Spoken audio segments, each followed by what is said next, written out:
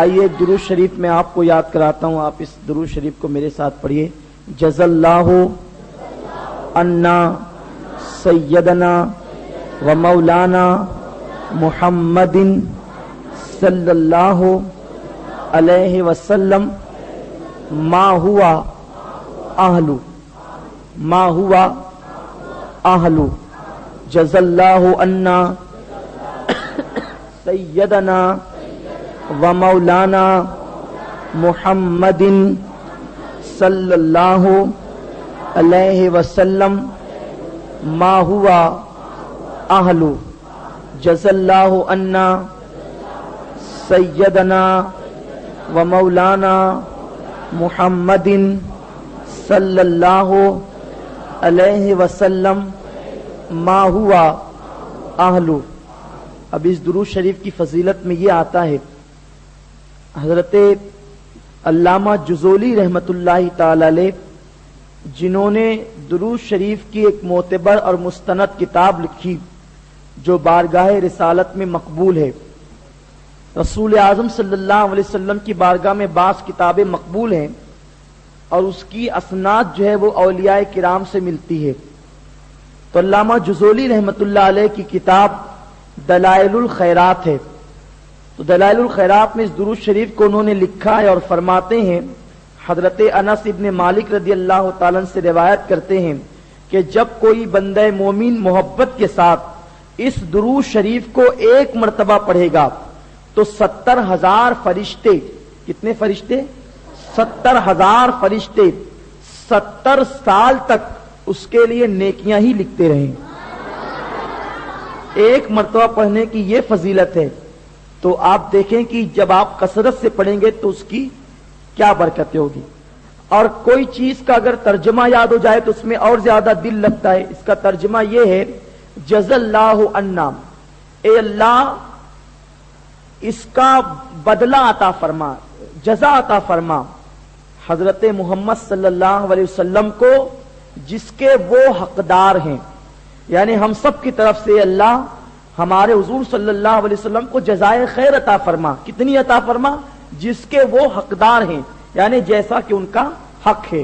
تو اس درود شریف کو آپ یاد کریں اور کثرت کے ساتھ پڑھنے کی کوشش کریں۔ آپ حضرات یاد ہو گیا ہوگا ممکن ہے 3 مرتبہ پڑھنے سے، جزا اللہ عنا سیدنا و مولانا محمد صلی اللہ علیہ وسلم ما ہوا اہلو جزا اللہ عنا سیدنا و مولانا محمد صلی اللہ علیہ وسلم ما ہوا اہلو جزا اللہ عنا سیدنا و مولانا محمد صلی اللہ علیہ وسلم ما ہوا اہلو۔ جب سب مل کے ایک مرتبہ پڑھیے۔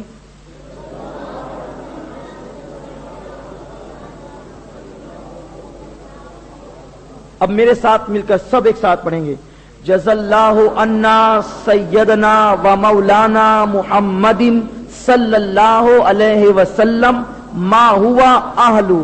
ایک مرتبہ اور، جزا اللہ عنا سیدنا و مولانا محمد صلی اللہ علیہ وسلم ما ہوا اہلو جزا اللہ عنا سیدنا و مولانا محمد صلی اللہ علیہ وسلم ما ہوا اہلو۔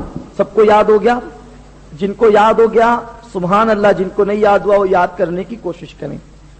میرے پیارے آقا صلی اللہ تعالی علیہ وسلم کے پیارے دیوانوں، آج میں نے قرآن مقدسہ کی اس آیت کریمہ کی تلاوت کی ہے کہ جس آیت کریمہ سے مسلمان کا بچہ بچہ واقف ہے۔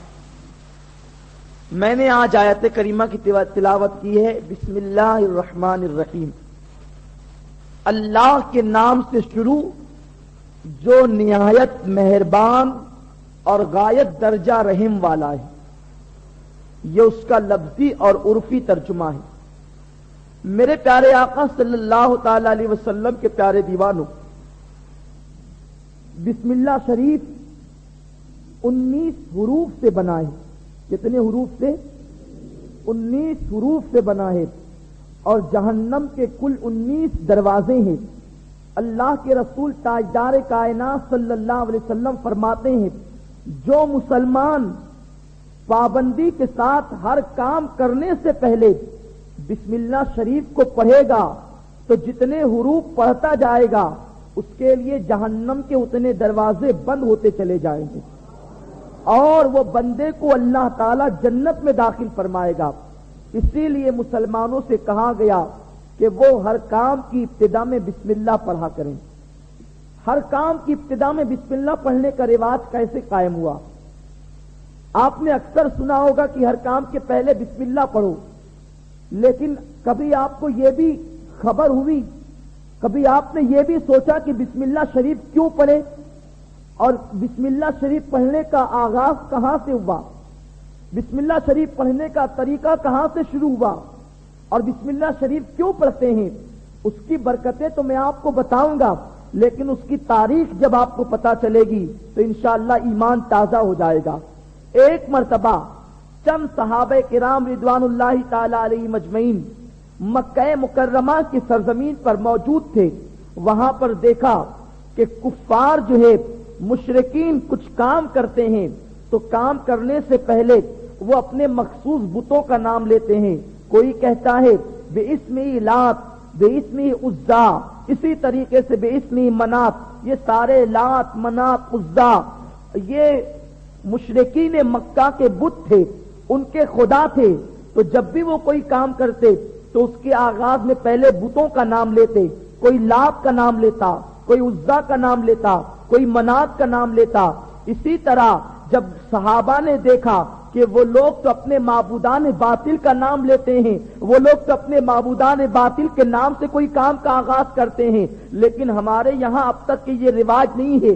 اللہ کے رسول تاجدار کائنات صلی اللہ علیہ وسلم کی بارگاہ میں حاضر ہوئے اور عرض کیا یا رسول اللہ صلی اللہ تعالی علیہ وسلم، ہم مشرکین مکہ کو دیکھتے ہیں تو وہ کبھی لات کے نام سے کوئی کام شروع کرتے ہیں، کبھی منات کے نام سے کوئی کام شروع کرتے ہیں، کبھی عزا کے نام سے کوئی کام شروع کرتے ہیں. حالانکہ ہمارا پروردگار تو حق ہے، اسی کو عبادت سزاوار ہے، وہی برکتوں کے لائق ہے، وہی رحمتیں عطا کرتا ہے، وہی کاموں کی تکمیل فرماتا ہے، وہی نفع و نقصان کا مالک ہے. پھر کیوں نہ اس کے نام سے آغاز کرے؟ اللہ کے رسول تاجدار کائنات صلی اللہ تعالی علیہ وسلم ابھی توقف ہی فرما رہے تھے کہ روح الامین تشریف لاتے ہیں، جبریل امین حاضر ہوتے ہیں اور عرض کرتے ہیں یا رسول اللہ صلی اللہ تعالی علیہ وسلم، آج سے پہلے حضرت موسیٰ کو بھی بسم اللہ پڑھنے کا حکم دیا گیا تھا، حضرت عیسیٰ کو بھی بسم اللہ پڑھنے کا حکم دیا گیا تھا، حضرت نوح کو بھی بسم اللہ پڑھنے کا حکم دیا گیا تھا، دیگر انبیاء کو بسم اللہ پڑھنے کا حکم دیا گیا تھا. لیکن جو بھی نبی بسم اللہ پڑھتا تھا اور نبی کے امتی بسم اللہ پڑھتے تھے تو صرف بسم اللہ پڑھتے تھے. الرحمن الرحیم جو ہے آپ کی امت کے لیے چھپا کر رکھ دیا گیا تھا. اب آپ کے امتی پڑھیں گے تو بسم اللہ الرحمن الرحیم پڑھیں گے، گویا کہ بسم اللہ کے ساتھ رب کے نام کے ساتھ وہ اللہ کو رحمان الرحیم بھی کہیں گے. اور جو اللہ کو رحمان الرحیم کہے گا کام کے آغاز کے اندر اللہ تبارک و تعالیٰ فرماتا ہے جس نے کام کی ابتدا کے اندر بسم اللہ سے شروعات کر لی اللہ کی ذمہ کرم پر ہے کہ اسے پورا کر دیں. آپ دیکھیں بلقیس سیدنا سلیمان علیہ الصلوۃ والسلام کے تعلق سے اسے خبر ملی. بلقیس کو جانتے وہ کوئی معمولی عورت نہیں تھی. بلقیس کی ماں انسان تھی اور بلقیس کا باپ جن تھا. یا بعض روایتوں میں یوں آتا ہے کہ بلقیس کی ماں جن تھی اور اس کا باپ انسان تھا. تو بلقیس جو ہے وہ جن کے نطفے سے پیدا ہوئی تھی اور وہی سرایت وہی معاملات بلقیس کے اندر تھے. اس کا پورا جسم بہت خوبصورت تھا لیکن جو اس کے پیر تھے جس طرح گائے بیل کی کھر ہوتی ہے اس طرح اس کے پیر تھے. بلقیس مکمل عورت نہیں تھی بلکہ بلقیس جو ہے اس کے اندر جن کے بھی اثرات پائے جاتے تھے. ہدہد نے جب بلقیس کو دیکھا اس کی شان و شوکت اور دبدبے کو دیکھا تو آ کر کے کہا اتنی شان کی مالک ایک ملکہ ہے، اس کو مسخر کرنا آسان بات نہیں ہے لیکن ہے بڑی خوبصورت اور اس کا محل اتنا شاندار ہے کہ میں نے آج تک نہیں دیکھا، اور آج بھی بلقیس کا محل قائم ہے، ضرور موجود ہے، لیکن بلقیس کے جو رہنے کی تاثیر تھی، بلقیس کے رہنے کا جو اثر تھا، اللہ اکبر، وہ آج بھی محل کے اندر نظر آتا ہے۔ کوئی بلقیس کے محل کے اندر جاتا ہے یا تو پاگل ہو جاتا ہے یا تو وہیں پر مر جاتا ہے۔ آج بھی بلقیس کے محل کی کوئی تاب نہیں لا سکتا۔ بلقیس کے محل کے 12 ہاتھ دور دور تک کے کوئی بستی نہیں ہے، بستی ہونا تو دور کی بات ہے، وہاں پر سبزہ بھی نہیں اگتا۔ بلقیس کے روب اور دبدبے کی یہ کیفیت ہے۔ سیدنا سلیمان علیہ السلام نے بڑی تشویش کی، بڑے پریشان ہوئے کہ بلقیس کو خط لکھا جائے گا۔ بلقیس کوئی معمولی عورت نہیں ہے جو سلیمان کے لشکر کو دیکھ کر ڈر جائے، وہ بھی کسی جن سے پیدا ہوئی ہے، وہ بھی سارے معاملات جانتی ہے، اس کے پاس بھی اللہ نے قدرت عطا کر رکھی ہے۔ تو سیدنا سلیمان علیہ السلام نے سوچا کسی ایسی عورت کو مسخر کرنے کے لیے کوئی اچھا نسخہ ہونا چاہیے، کوئی بہترین نسخہ ہونا چاہیے۔ تو قرآن کہتا ہے حضرت سلیمان نے جب خط لکھا بلقیس کو تو اس کی ابتدا میں بسم اللہ شریف کو لکھ دیا، اور بسم اللہ شریف کو لکھنا تھا کہ خط پڑھ کے بلقیس پر ایسا روب اور دبدبا طاری ہوا کہ بلقیس سیدنا سلیمان کے قدموں میں آ کر کے گر گئی اور کلمہ سلیمانی پڑھ کر کے مسلمان ہوئی، اور اتنا ہی نہیں بلکہ سیدنا سلیمان علیہ السلام سے نکاح کرنے کے لیے تیار بھی ہو گئی۔ فرمایا گیا جب خط میں بسم اللہ شریف لکھا جاتا ہے تو بسم اللہ شریف کی برکت سے خط پڑھنے والا خط لکھنے والے سے متاثر ہو جاتا ہے، اس مکتوب کو دیکھ کر کے مکتوب علیہ کی محبت پیدا ہو جاتی ہے۔ میرے پیارے آقا صلی اللہ علیہ وسلم کے پیارے دیوانوں، بسم اللہ شریف کی بڑی برکتیں بتائی جاتی ہے۔ آج لوگ بسم اللہ شریف کو معاذ اللہ بہت زیادہ کمتر سمجھتے ہیں، بسم اللہ شریف کی کوئی تعظیم نہیں کی جاتی۔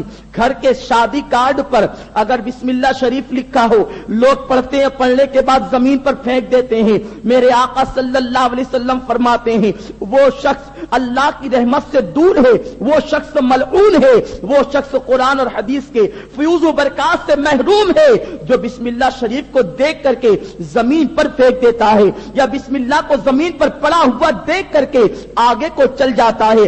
اگر بسم اللہ شریف زمین پر پڑا ہوا دیکھیں تو اس کو ضرور اٹھانے کی کوشش کریں، اس کو اٹھا کر کے تعظیم کے ساتھ رکھنے کی کوشش کریں، اس لیے کہ بسم اللہ شریف کیا ہے؟ بسم اللہ کے اندر 3 نام ہے، ایک نام تو اللہ کا، دوسرا نام اللہ کا صفاتی نام رحمان ہے، تیسرا نام اللہ کا رحیم ہے۔ یہ تینوں نام جس عبارت کے اندر جمع ہو، بھلا آپ دیکھو تو صحیح، اللہ تبارک و تعالیٰ کا ایک ذاتی نام اور 2 صفاتی نام موجود ہے۔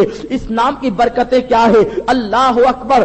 فرمایا گیا اگر کسی کے یہاں پر کثرت کے ساتھ لڑائی جھگڑے ہوتے ہو، اسے چاہیے کہ وہ 786 مرتبہ بسم اللہ شریف پڑھ کر کے اپنے گھر کے مٹکے میں دم کر دے۔ انشاءاللہ تبارک و تعالی ابھی 40 دن بھی نہ گزریں گے کہ سارے گھر والے ایک دوسرے سے محبت کرنے لگیں گے، ایک دوسرے سے پیار کرنے لگیں گے۔ اسی طریقے سے آپ دیکھیں یہ بسم اللہ شریف ہے، یہ قرآن کی ابتدا میں پڑھا جاتا ہے، یہ ہر کام کی ابتدا میں پڑھا جاتا ہے۔ یہ کیوں پڑھا جاتا ہے؟